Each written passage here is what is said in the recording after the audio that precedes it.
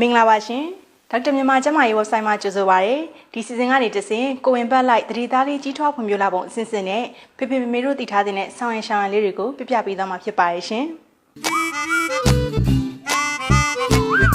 အခုဆိုရင်တော့ကိုဝင်15ပတ်နဲ့16ပတ်မှာဘယ်လိုမျိုးလေးတွေဖြစ်ပေါ်လာတတ်တယ်ဆိုတာကိုရှင်းပြပေးသွားမှာပါရှင်ကိုဝင်15ပတ်မှာဆိုရင်တော့ကလေးရဲ့ခန္ဓာကိုယ်မှာမွှေးညင်းနုလေးတွေစတင်ပေါ်ပေါက်လာပါပြီညခုံးမွေးသပင်မွေးတွေစထွက်လာပါပြီရှင်အယိုးတွေဟာလည်းမာကျောလာပြီးတော့တခါတရံကလေးလေးဟာသူ့လက်မလေးကိုစုပ်နေပါလိမ့်မယ်ကိုဝင်15ပတ်မှာမိမိအနေနဲ့ကတော့မိမိရဲ့တိမ်ဟာချက်ရဲ့အောက်3လက်မ4လက်မအကွာမှာရှိနေတတ်တယ်ဆိုတာကိုခန်းစားနေမိပါပြီ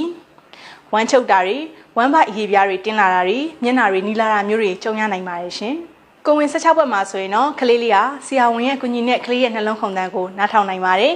မျက်ခုံးမွေးသပင်မွေးတွေဆက်ထွက်နေပါတယ်ရှင်ခြေတွေလက်တွေလှုပ်ရှားနေပြီးတော့အာယုံခံစားမှုလည်းကောင်းနေပါပြီ။ကိုဝင်16ပတ်မှာမိမိအနေနဲ့ကတော့နောက်သတင်းပတ်အနည်းငယ်အတွင်းမှာမိမိဟာကလေးငယ်ရဲ့လှုပ်ရှားမှုကိုစတင်ခံစားရတော့မှာပါ။ကလေးအတွက်ထောက်ပံ့ပေးဖို့အတွက်မိမိမှာသွေးပမာဏတွေများနေတာကြောင့်တခါတရံနှာခေါင်းသွေးရှင်နိုင်ပါတယ်။ခြေထောက်မှာသွေးပြန်ကြောတွေပိုထင်ရှားနေတဲ့တာကိုသတိထားမိနိုင်ပါတယ်။မိမိရဲ့တိမ်ကစီးအိတ်ကိုမဖိတော့လို့စီးခဏခဏသွားနေတာတော့လျော့သွားပါပြီ။ကိုဝင်15ပတ်နဲ့16ပတ်မှာတတိထားမယ့်အချက်တွေနေရတော့အိပ်ရင်ဘယ်ဘက်ကိုစောင်းပြီးအိပ်ပါ